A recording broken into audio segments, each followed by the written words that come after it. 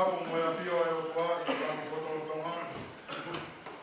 Oene ya fio kawali no lilo. Ka e o kaisia te tape na kua. Malo e lau maari e no papu konga. Ka tere e toa ni baha. Ya malo o mo lele.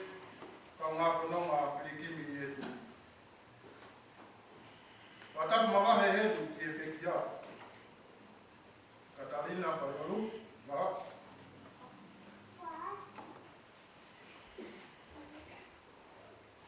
Okune whakakaha ki tau tolu. I e aho mahu ingani.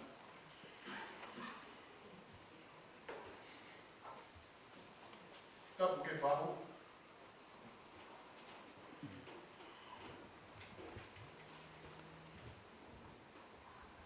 Koe ki ama. Ka koe alo mua. Yo apsia la.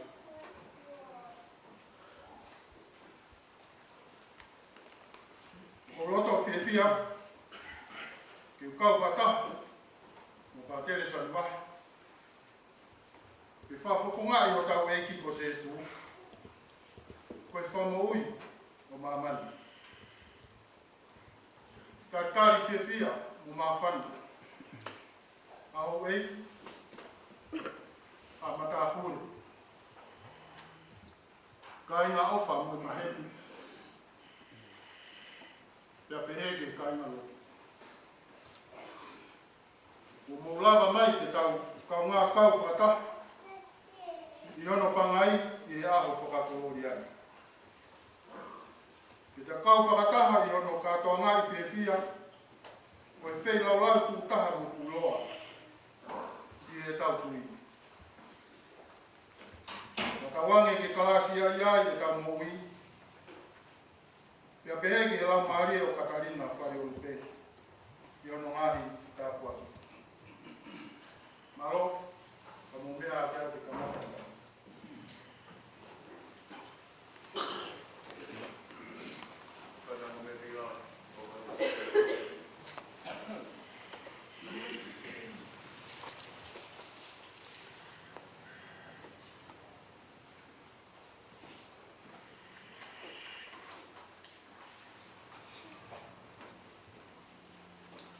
Tapu ki e pahu. Ka o koreke ko whanga ngā ki atapo tō peo ko pāo whaki te a te whare tapuru. Mea tā pia moe motu ani. Ki o ki whakahoko atu. Ai tio ka lafi tō ndo. Ai whae whika poi. O Katarina whare o rupe waha. Ko hiko e maho inga ai te pikikaki. E nofo a ka i ngā ki e ki whaapelini. Oi ai, e ki lawe no no pe. Ki e te pikitaki e whaamili, e au tau hoko atu. Nā tuku hake, a Katarina whare o lupe, i heoma mātua ko Aloisio Kuritea Wahaki, Lui o Uwea, Uiha, pia mo whakanonu pangai haapai. Pia mo tu imala ueleni utui, o Wheremea Tomoreleka. Ngā whaerei a Katarina whare o lupe, i he aha tolu o Februari, tahahiwa whitu tolu. Aia, o si ene peki a eni, i ono tau ni mataha. Koe te tamai, a Aloisio Kuritea. Koe whika whitu ia, i he whanau e toko hongofuru, a Keremete waha i lui, o Uwea, Uiha, pia mo whakandonu pangai, haapai. Pea mo kena kurukona tānaki o Tomoreleka pea mo whakanonu. Aia koe ngahi taha o Soakini Wahai pekia. Whika aua Saverina tākai tupo pekia. Whika toru Cecilia Konokono Vave pekia. Whika wha Areki Wahai pekia. Whika lima o Tāpo ko Maria Pateresia pekia. Whika alo o Selina o te pekia. Whika whitu Aloisio Kuritea o e tamaia a whare o lupe o te pekia. Whika waru o Sosefo Wahai o te pekia. Whika hiwa ko ana surunga ngā waka, o ia eki o kone whakalangi e ahko e ni. Ka sisi taha o rigia wharewai, o kone kei mo ui. Koe whae a Katarina whare o rupe, ko tu imala o ere rutui, koe whikaono ia i he whanau, e toko hiwa a nafu talai pāhuru rutui o tongo le reka, pea mo akanesi o ere, o tongo le reka pea mo whire nea. Koe lahi i he whanau ko ia, ko tonga mana rutui, pekia, whikaoa ko po oi rutui, pekia, whikatoru ko atomi kupu, pekia, whikawha, e rita wā ke rutui, o le pekia, whikadima ko lisiati aho lelei, o kune kei mo ui no whahau ai. Whikaono ko tu imala, ai koe whae ia e pekia, ko le pekia, whikawhitu ko se emisi rutui, kei mo ui o kune nofo i Mount Roscoe.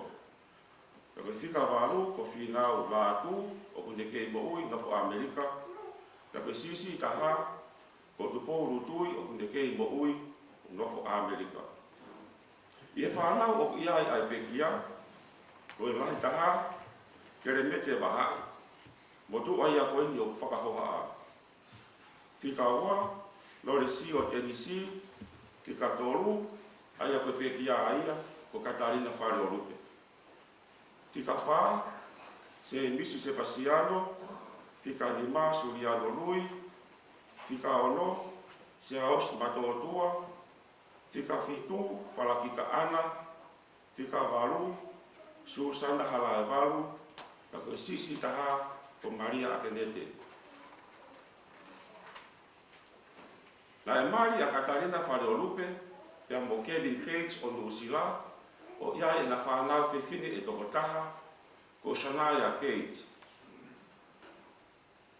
Na e mahoro a Kevin, ka koe maukua a Katarina ki a Trevor Abbott, o ia e na whanau e toko ua, ko Daniel e mo Isabel.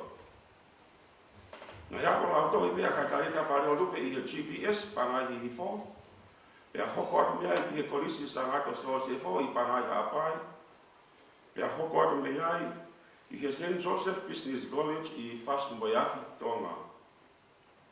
Nā le hoko, ko e tauhi le koti ai waa administration, ai whare mahaki vai o la, me he tāhiwa, hiwa toru, o wao ke le hiki whanua mai ki Nusilani i Disema tāhiwa hiwa dima.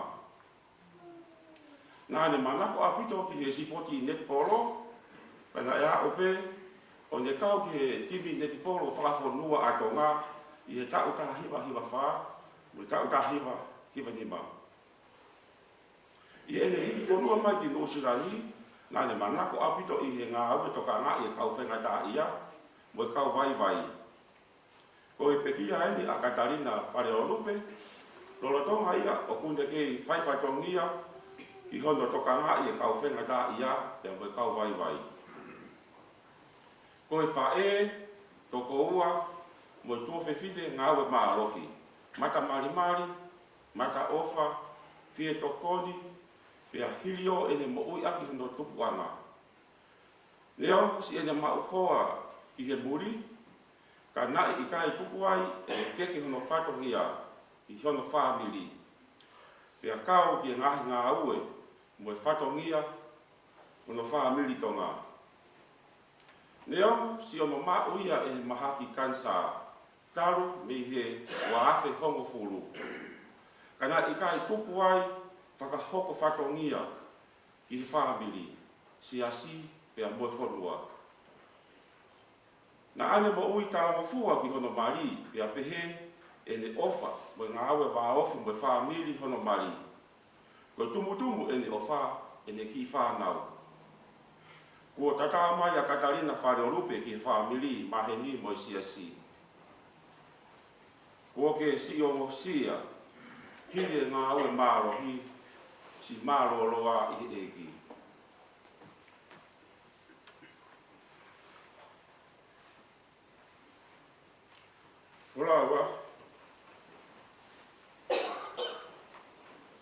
Ora wa so mau to fefine. Toko ua, mo whae ofa. Ko lawa ho whatongi atu.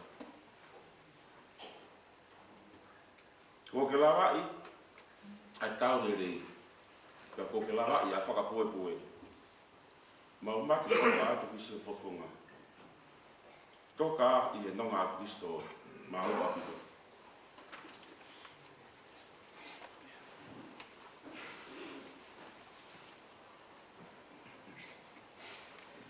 Catalina Faleolupe was born to Alosia Kulitea Vahaidui in Tuimala, Weleni Lutui. She was born on 3rd of February 1973 and she passed away at the age of 51. Catalina is the third eldest of 9. She went to the government public school Bangai Hifo. She then went on to St. Joseph's Community College in Bangai Ha'apai and finished off her school years at St. Joseph's Business School in Whasimoiapi, Tonga. After her schooling years, she became the administrator at the Human Resource Department of the Viola Hospital in 1993 to December 1995. She also had a passion for netball and went on to become part of the Tonga national netball team in the years 1994 and 1995 until she migrated to New Zealand in December 1995. In 1998, she started in the healthcare industry as a caregiver, where she worked for 25 years, resigning last week. Catalina Faleolupe married Kevin Neil Gates and had me, Shania Vahai Gates, in 2001. During this time, Catalina and Kevin attended church, of which Pastor Tony and Anita Faitala presided over. She then suffered a tragedy in 2004, where Kevin sadly passed away from dengue fever. This was a difficult time for Mum raising a young child on her own. Mum had to work a lot of night shifts to provide for us, and during that time the Faitalas would care for me. It was through this connection that Mum met Trevor Abbott, Anita's brother. From there, Catalina and Trevor had 2 children, Daniel Abbott, who was born in 2007, and Isabel Abbott, who was born in 2010. In November 2010, she was diagnosed with breast cancer. She overcame this stage of her life until 2022, where the cancer had returned.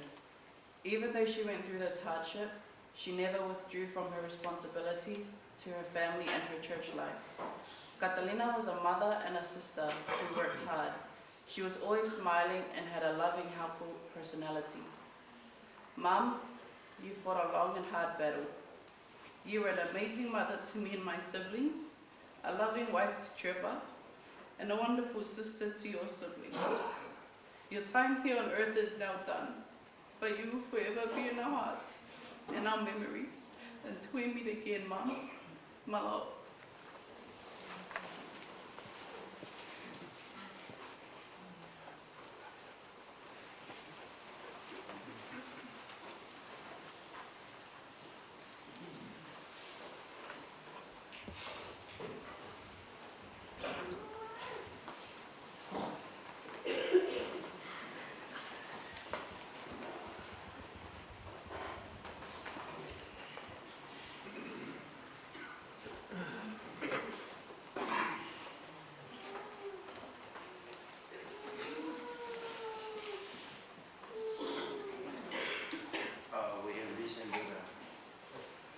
Life of Catalina Faleolupe Vahai, TMF. And we have shared sweet memories of her in our life, in our relationship. And we thank God for her talent in her life with us.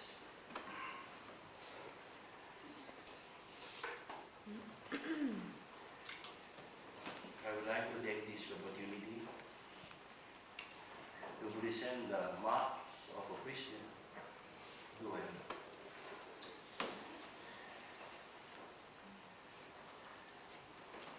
And the first of the sign on the marks of the Christian is the Easter. So lucky I thought I long I can still in.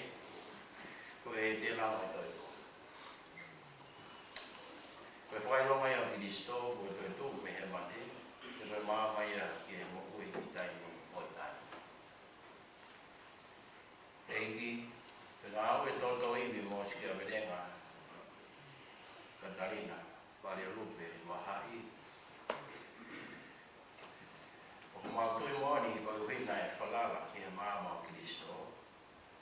mama tene tata kia tuia me he mate, kia mokui, e taini, i rani.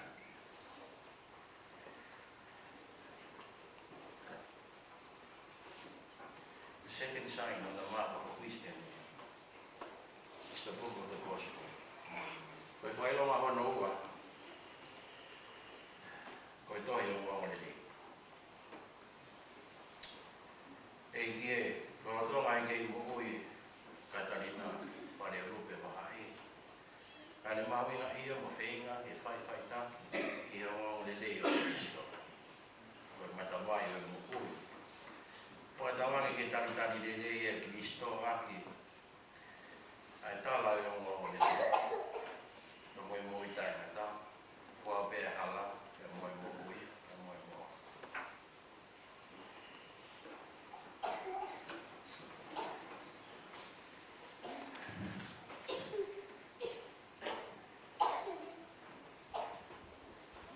Third mark of a Christian is the cross. Koe whailonga hono toru koe kolosi. Eki nai tui whakapapa Katarina. Koe kolosi o Kristo ano uhuta. Pea mohono papita iso na ni talia e kolosi ke ne moui. Koe tawangi ke ne inasi dewa i kuna e Kristo ai ang hala moe mati.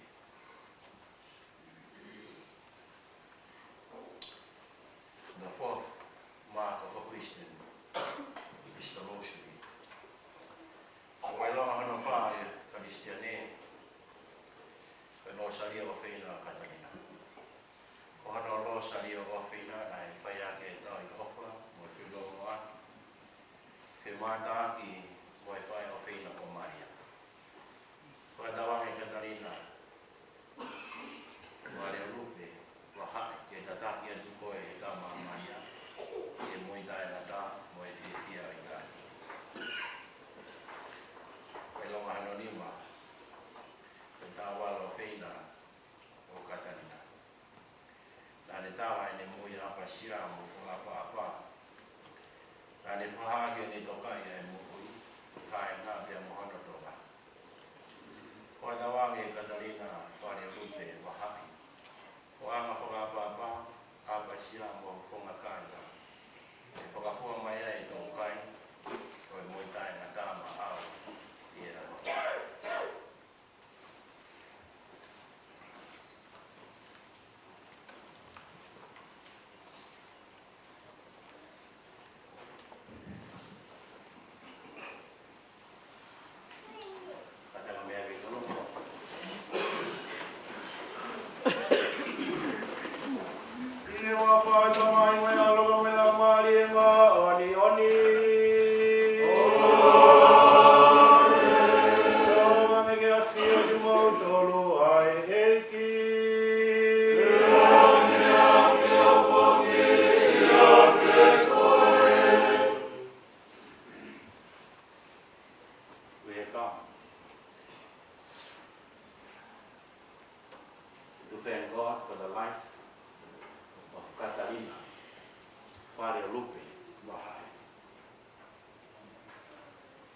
We have listened to her life,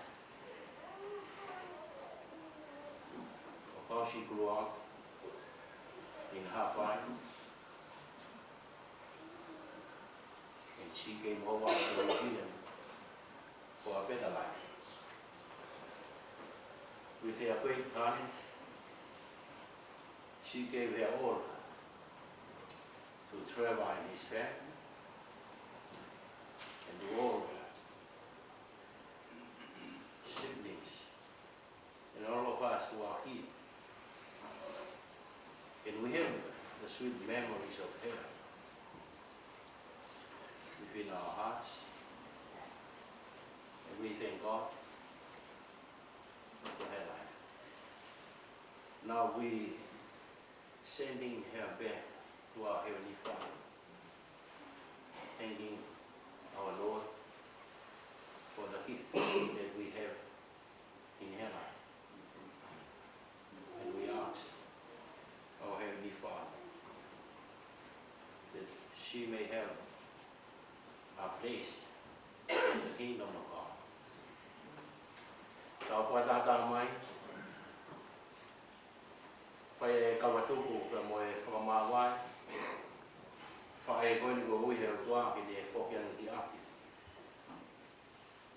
ane whakawai hono taimi, e mono tane ni ki, e ne tātua ki hono tua, tātua hono se pāni, ne whāna, mono whāmi, ka mai ngā wai nane whakamatama.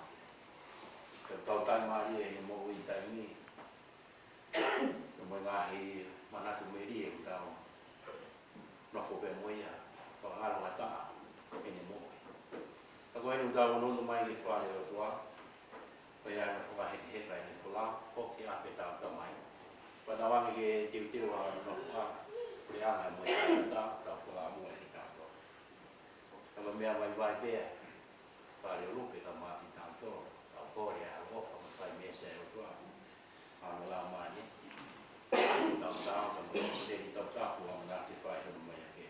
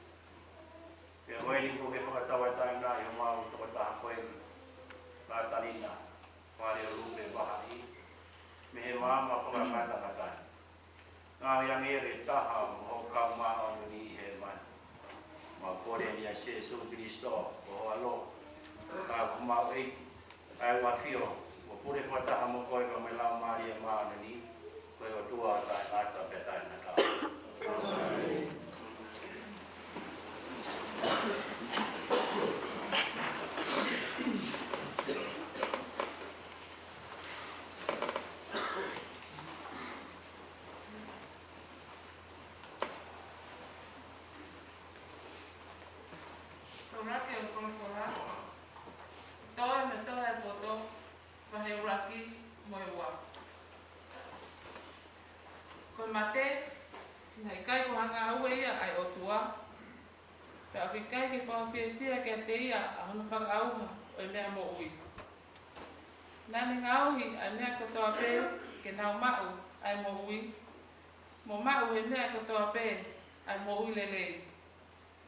Mo hau mea kona e taha i a te nau tōru. Pe au ki kai ko mawhai e taha o he tesi i mamani. He koe piri tu te o ki kai ke tamate mate hataihi. Ka neongo ia, nei whakatupu he o tua a tangata me whewhine ke oua na ana auha. Koe whawhatanu ia eiki.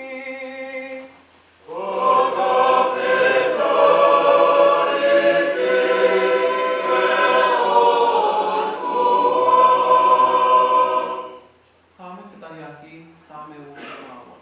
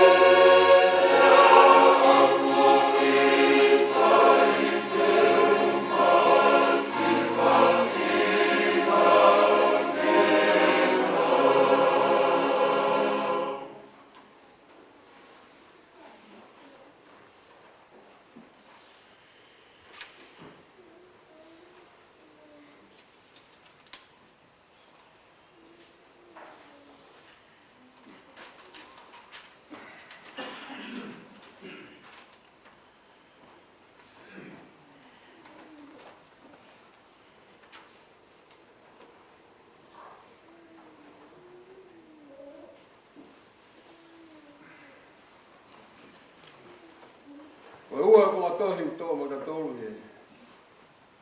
O tani. O tau ia be tohi a whakaha, ma he wanoa, e stataha ke wata.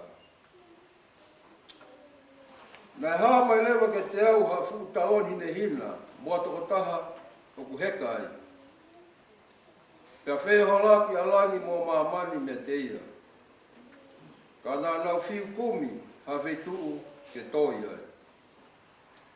Pea o sio ke kakai kua mate, ai lahi mo si. O kunau tuu o hanga i a taloni. Pea ko ai hake ha utohi. Pea tuku ai hake, lewa mo e tohi oi mo ui. Ka e whakamau i, ai kakai mate o whakatatau, ki e whakamatala ai ngahi tohi, ki e nau tō onga mo ui. Nai tukuange mai e he tahi, ai whahinga na e mate ai. Pea te tukuange mai e mate, mai pure anga e mate, a ena kakai mate. Te whakamahau i lewa ki nau tolu kotoa whakatatau ki he nau tō onga mo ui. Pea nai tō whakapuna lewa a mate mo hono pure anga ki e fuwano a fi. Pea mate anga ua ia. Pea ilonga taha na ikai ke tohi hono hingoa i he taloni o mo ui. Nai whakapuna atu ui. Ki e fuwano a fi. Nai haa mai ka te au halang fo ou, moa whanua fo ou. Koe lang motua me whanua motua. Kona puria, pea more motahi. Koe whakatano ia e eiki.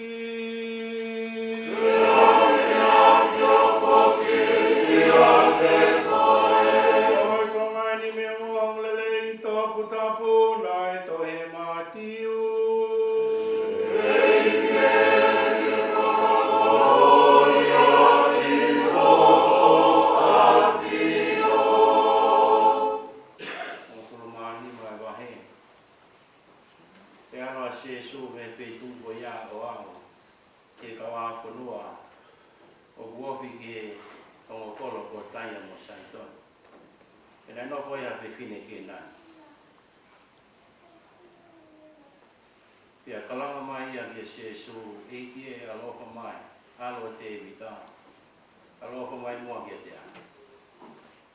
chia tama fe fine po ma ia te wo. Pe fu fa ia ta ia la. Pai fa lo lo mo be se su. Pe o mi ga se su ni ka wa ko na koreani. Te ka mo ai fe fine ke a. E fo ka ho ha e ne moi moi. Ia te ki tau tolu. Mo ne fu lo wa ko ni. Kada la ni se su ko fe ka be au ke wa lu ke fa sipi he e fa le o isine. Pe hau e whiwhine o tō wātu ki he mai o se su bene pihane. Tō koni mai eiti, kia te a. E talange se su, kai tāu e tō e mā, ai whānau o laku mai whāmpuri. Pe me tāli aku ai whiwhine. Mōni pe hoa. Eiti. Ka nā moe whāmpuri, o kuna ukai he momo o kuna ngana me te piri a hona weki. Ka bea ne se su he whiwhine. Ka koe whiwhine tui lahi koe. Koe mea koe kore mai, e whai maa.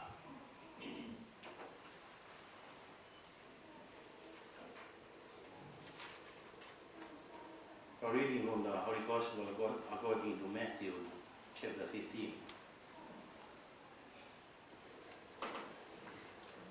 Jesus left that place and went away to the district of Tyre and Sidon. Just then a Canaanite woman from the region came out and started sobbing, "Have mercy on me, Lord, son of David. My daughter is tormented by a demon." But he did not answer her at all. And his disciples came and urged him, saying, "Send her away, for she keeps shouting after us." He answered, "I was sent only to the lost sheep of the house of Israel." But she came and knelt before him, saying, "Lord, help me." He answered, "If it is not fair to take the children's food and throw it to the dogs." She said, "Yes, Lord. Yet even the dogs eat the crumbs that fall from their master's table." Then Jesus answered her, "Woman, great is your faith. Let it be done for you as you wish."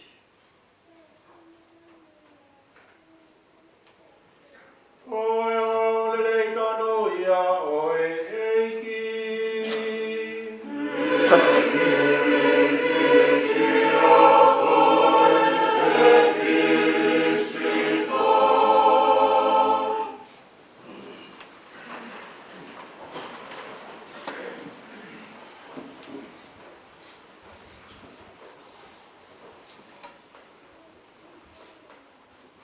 Vai muda sama. Tamai apa? Katarina.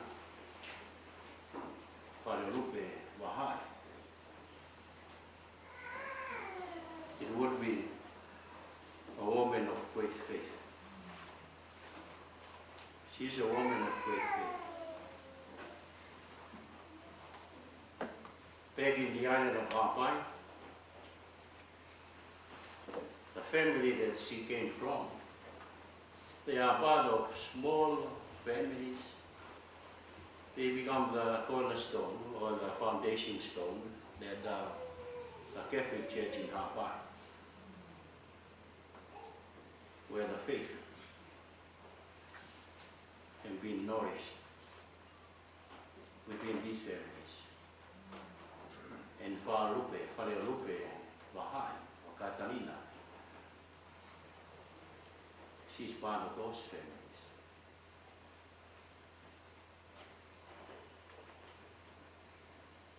And all the grandchildren and who came later on, they are standing on the shoulders of their great-great-father, great-grandmother. They were the foundation stone of faith in the island of Hong Kong.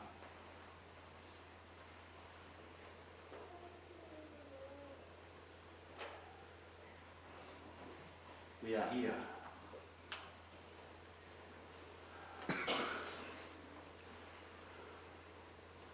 saying farewell to Catalina. She's a woman of faith. If you could imagine one of the gospel, tell us that Jesus was sending his disciples from the other side of the lake of Galilee to the other side, and he is not there with them. But while his disciples were traveling on the sea of the lake, there was a great storm to come. And the wave was so strong that they tossed the boat from the other side to the other. And the disciples saw that the water is coming inside the boat, and they were terrified, they were afraid. And while they are struggling, they thought their boat would be sinking. And they saw a figure walking on the water. And they were shouting to each other, "It's a ghost, it's a ghost."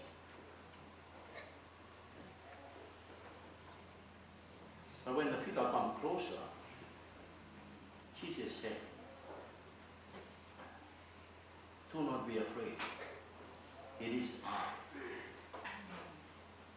When Peter heard the voice of the Lord, he said, "Lord, if it was you, command me to come, walk on the water." And Jesus said, "Peter, come." But when Peter stepped up, walking on the water, he saw the wave. He was afraid. And he started to sink. And he yelled out, "Lord, help me." And the Lord helped him out. And when they got into the boat, Jesus said to his disciples, "You men of little faith."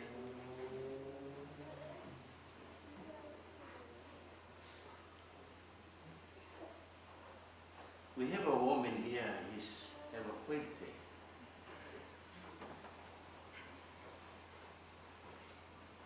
For 14 years struggling with this disease, cancer. She doesn't allow that to have that disease sin, made her sin or son. She doesn't allow the cancer to drop everything, to pull her back. No, she didn't. She doesn't allow despair and stress of the news that she got this disease to stop her from being a mother. But the moment she realized that, she had more compassion on herself and those that she loved. She still doing her work, looking after the old age and the disabilities. Doesn't stop her. She's a woman who doesn't take no as an answer. So when she running after Jesus and the disciples said, "Lord, they have to go away. She's troubling us."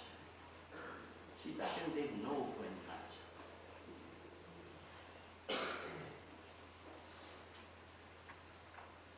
And even the Lord, who tested her faith, told her, my only mission is the Lordship of Israel. I have no business with you." She knelt down. She worshipped. She was so humble. She knelt down and ask the Lord, Lord, have mercy.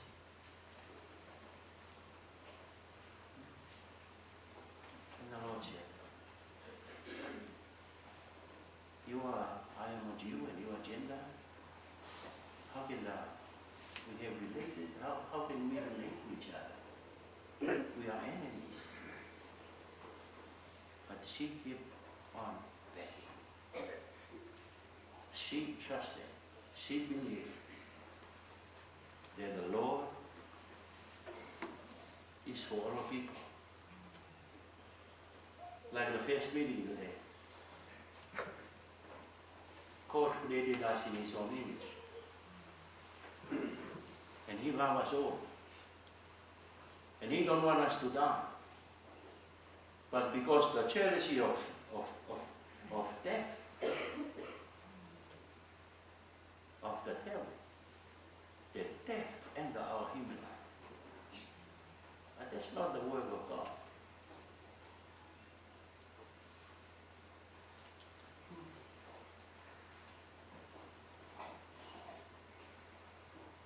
Their great faith told the Lord, Lord, even the dogs, the pet dogs, they eat from the scraps that fall from their master's table. My dear brothers and sisters, Jesus was smiling. And He said, oh woman, what a great faith you have.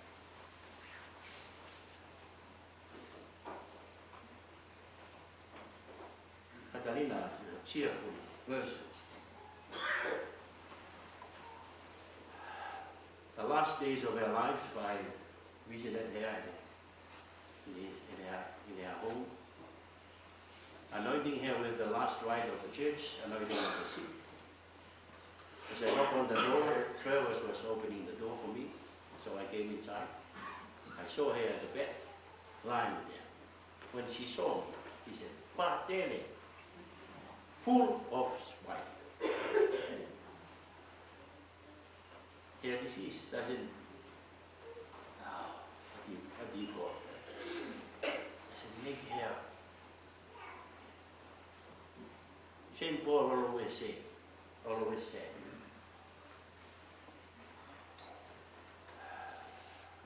when we suffer, we don't suffer like the Gentile do. There's no hope. But when Christians suffer, they have hope. And that's the cheerfulness that Catalina.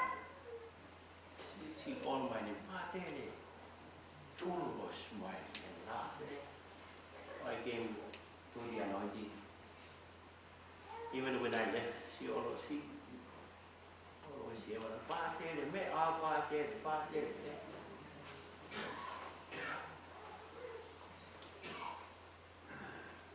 She got a good heart. Smiling faces. Catalina, Jesus encourages us through our suffering, through our difficulties. There was always a way. And you have to have it, and you have to have faith. And you have to have trust in the power of God, which is what we are witnessing today, that you fully believe and trust in the Lord, who is your good shepherd. He will lead you. He will take care of you. He will console you in all the difficulties in life. He has won for us there by rising from the dead. He has opened heaven for us, to those who believe in Him. And we too believe that you will be there. He will prepare a place for you in our Heavenly Father. I want to know my doing. If you never knew, if you never knew, do my life. Ane o pene whia ngai moe whaingata mahaki o e kansa. Ta rege hoko ha mea ke meleu kua ia. Ke whakawaiwai ia. Ke ne ria ke ono ngai whaitoni. Ke ne tukuange ni ngai ngā uena ne whai. Pe hanga he whaingata ia koe ni o uesia ne whakakau. Ka moe ne mōre ke mama. Ane tui pe mo whala. Pe ono me he kia whainga maari. E imi moe ngai saponi ke te. Ni ngā ue pe whai. E ko tui. Pe tawa noa e mōmu re leo e a koe ni. Ni hanga o whakahahi mai ai e. Mai. Ka moe mo ia whae konu. Ko whae o rupe. Wahai. Ko mea mai mai pe e ka ngani whatahu i tau tō. Tau ia mo tō. Tau kore a rofu whae mesa a ngā mana rā mai. Ka konu mai wai wai a. Ka whakatawange hoko e whakaheka whulau tau whae a koe. Ka moe ne tui mo whalanga jono e ko sesu. Whakatawange. E wanga no loko a. Te pureanga o tua ta noko whaka amu. Te kau whae whanonga. Whakani hu whaki mai. Te ui tō ka mai whanau. Ma whaina tā a whawhianga mai tō.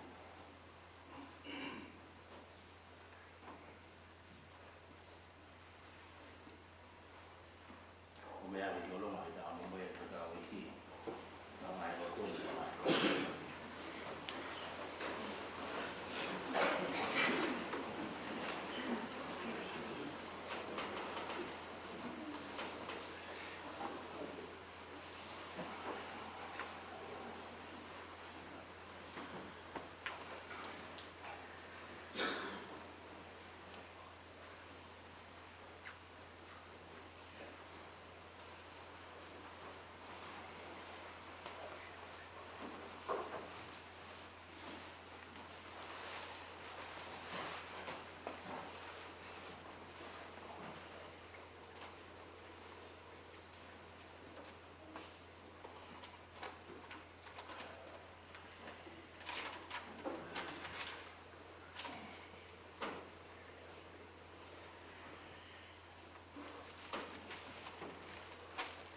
Tauane, koe laka atu ko eni, a Katarina para kupe pahai, me i taimi, ke mo ui whaka i tāni ki. E hoko a se su, ono kau ngā mea, mo kau ngā whanonga. O maukore eni, i e tui.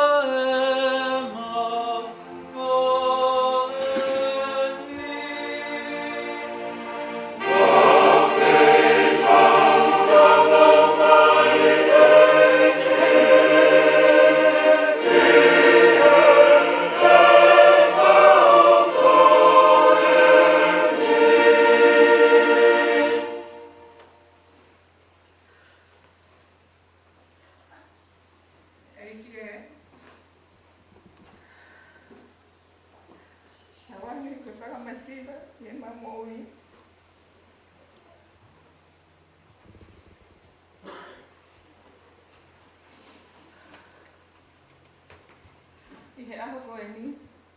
I te whakawhanua ki pēr e ofa me he kaina te amoe o tua. O ku mau kore ani i he tui. Hei ki e tali mua e mau kore ni.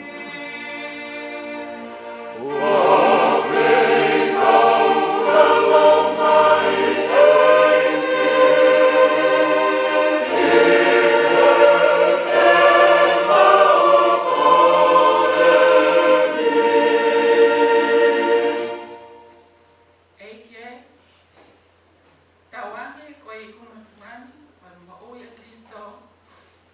E mama arie, e ne ngāwe whaka maui, I he mau maui, mo e mau mate. O ku mau kore ni I tui. Hei ki e tali mua e mau kore ni.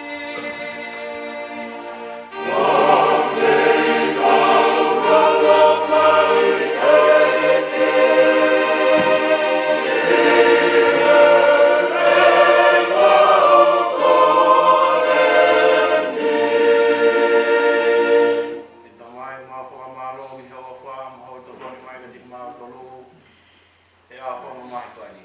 Tali tali whia whia ka mai ofa, hau sewa nidi ko Katalina. Whare o lupe, whahai. Pia ke whanonga ki mā tolu, I he tui mai manaki rerei, I a Kristo ko mā weiti. Amen.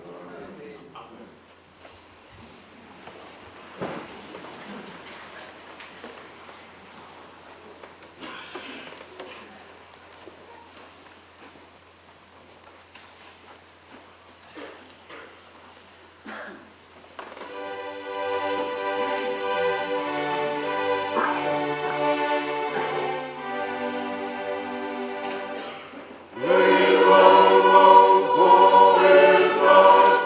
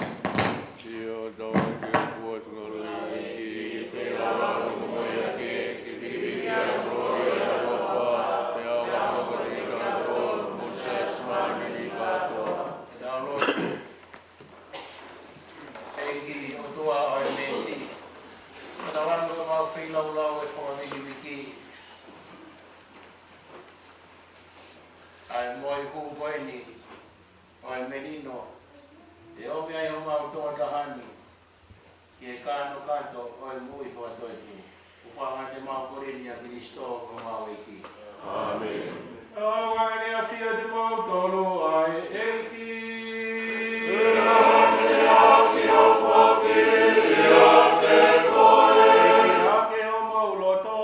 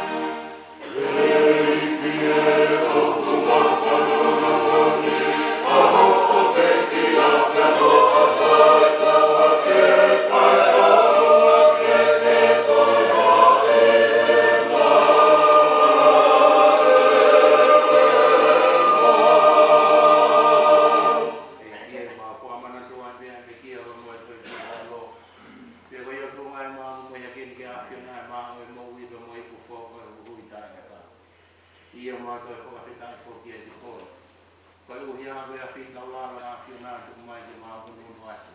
Ke whai ho tau hi he loto loto ngā hawa e ki. Te au maa koe kore o mahi atu whoki.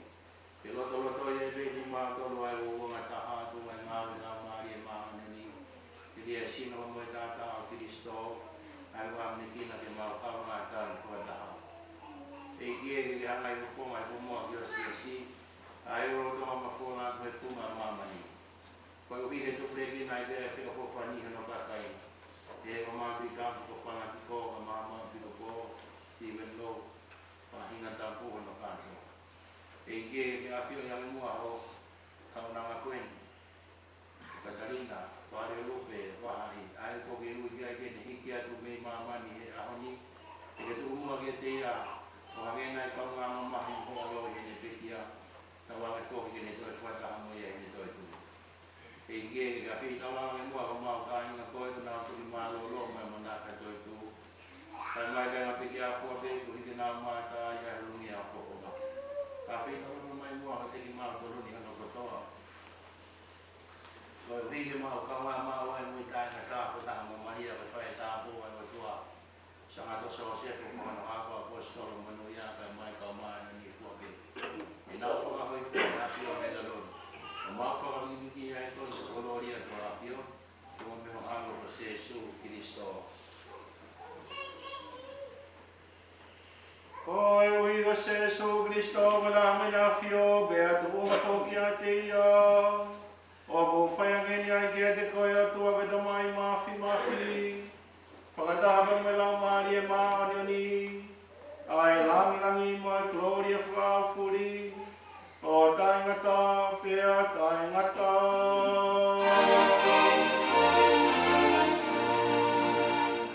Amen.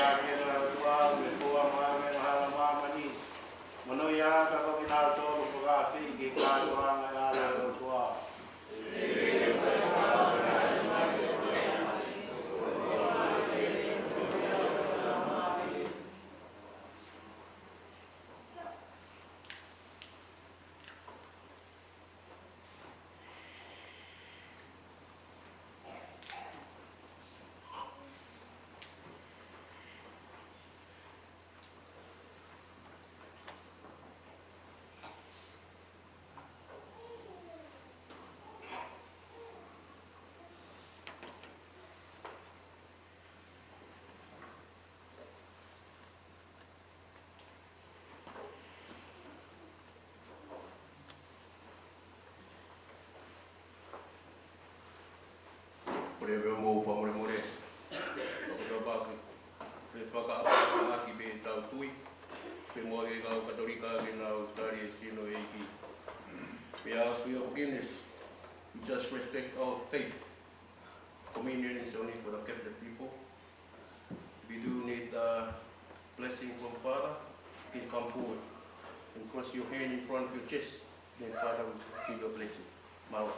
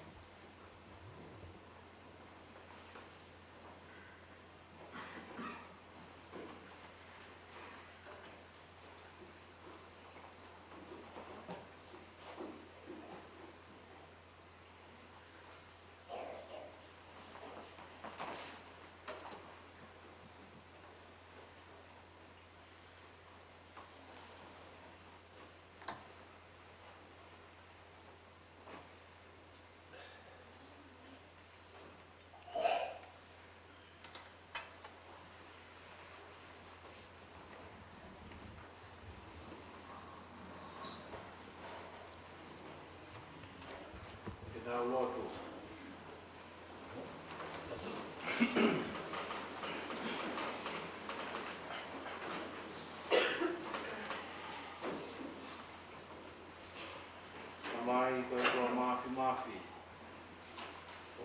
kina o mau toa taha koani ko Katarina, whare o rupe waha i.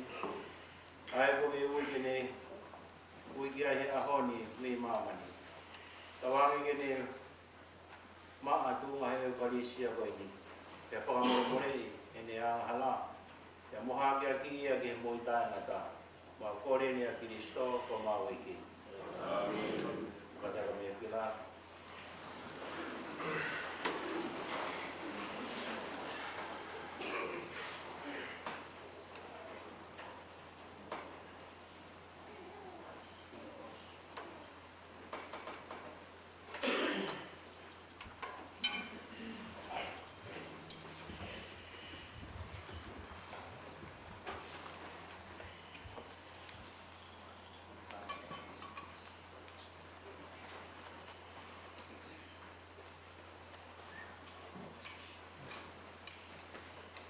Kaunga punonga he tui. Ki mua tau tata alu hano punonga nga. Tau tata koe mua hane tatau. So tau tata koe Katarina. Pare o lupe wahai.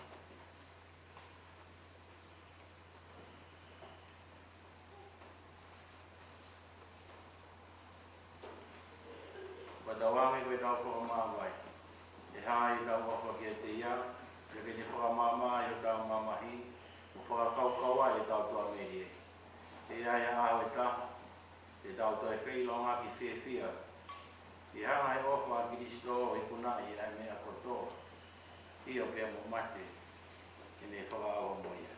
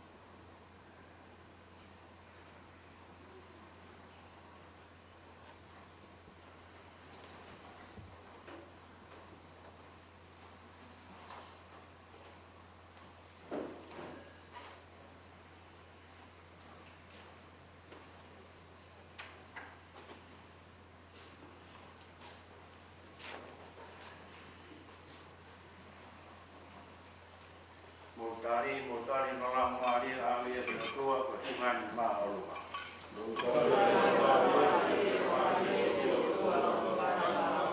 Mua mika maani oni ai watua atokoni ia, mua mika wange lo eiki apa kape tau laki ia.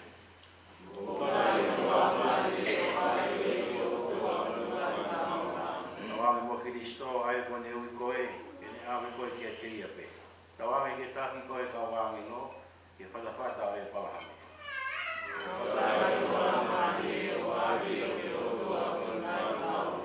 E kie, tuanga kia te ia te mahi e tae ngata, te kene hulungi e ho mama o tae ngata.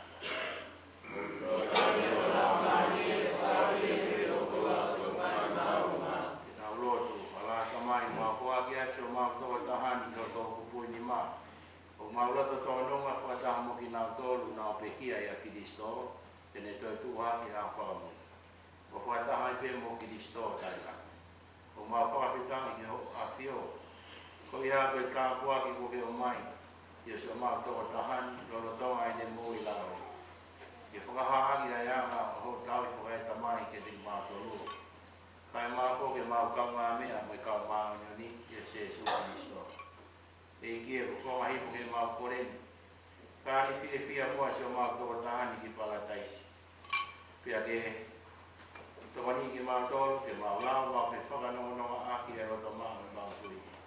Kai o ko mau tōre whakataha, no si o mau tōka tahani kai ngā. Mau koreni a Kiristo ko mau eki. Nea tōrunga ke iwa e, i o ko mau mai. Amen.